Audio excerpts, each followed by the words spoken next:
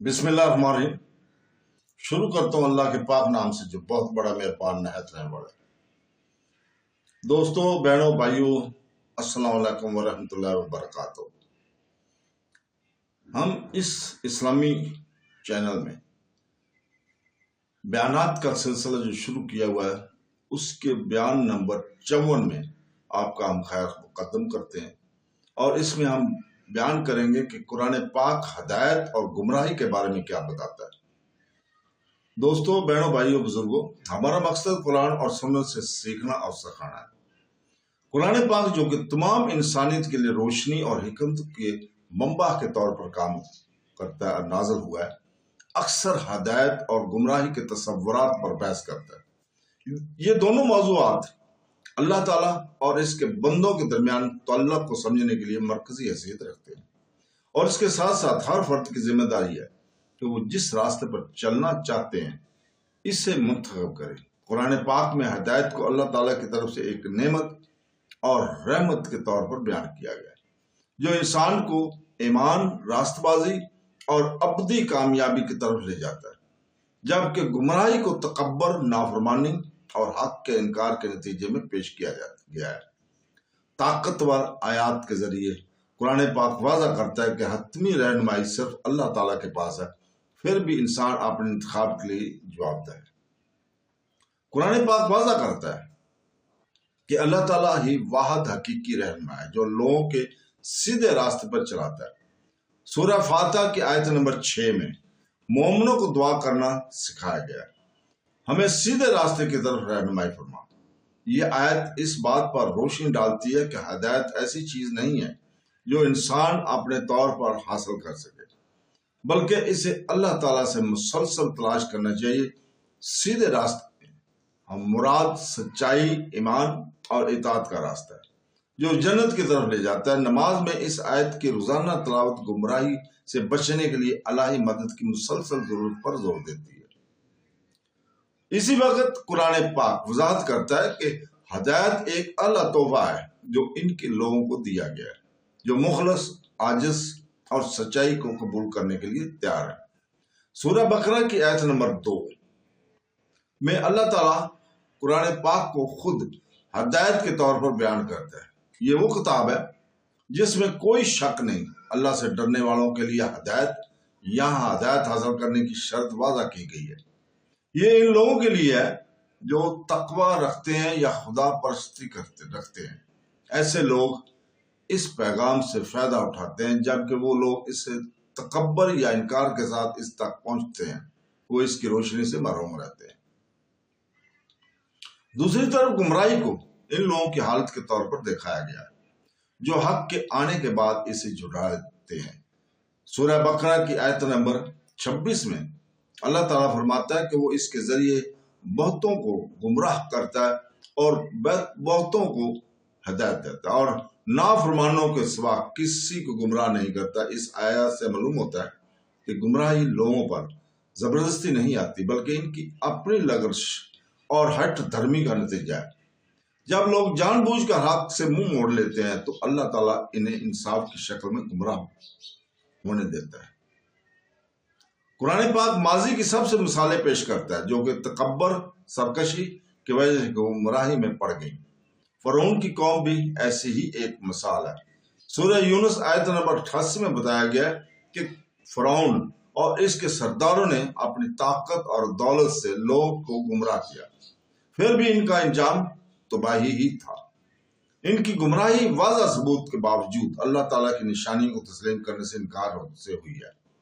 ایسی کہانیاں مومنوں کو یاد دلاتی ہیں کہ الہی ہدایت کو رد کرنا دنیا اور آخرت دونوں میں رسوائی کا باعث بنتی ہے۔ ہدایت اور گمراہی بھی دل کی کیفیت سے جڑی ہوئی ہے۔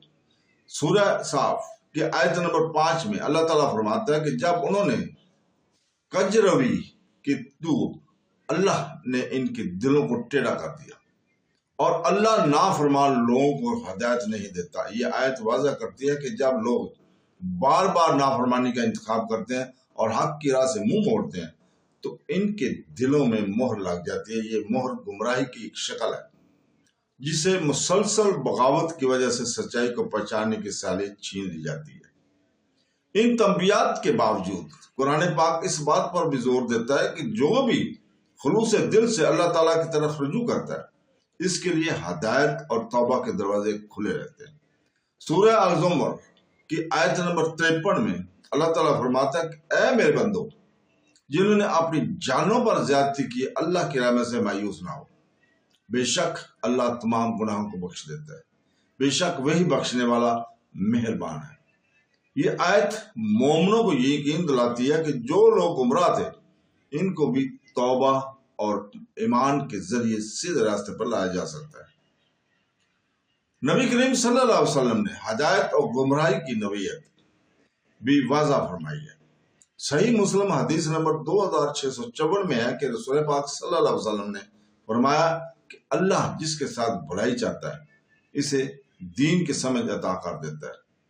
اس حدیث سے معلوم ہوتا ہے کہ حقیقی رہنمائی اسلام کا علم اور سمجھ حاصل کرنے سے ہوتی ہے، جو کہ اللہ تعالیٰ کے فضل کی علامت ہے۔ اس کے برعکس اس فہم سے مرحوم لوگ جہالت اور گمراہی میں پڑ جاتے ہیں۔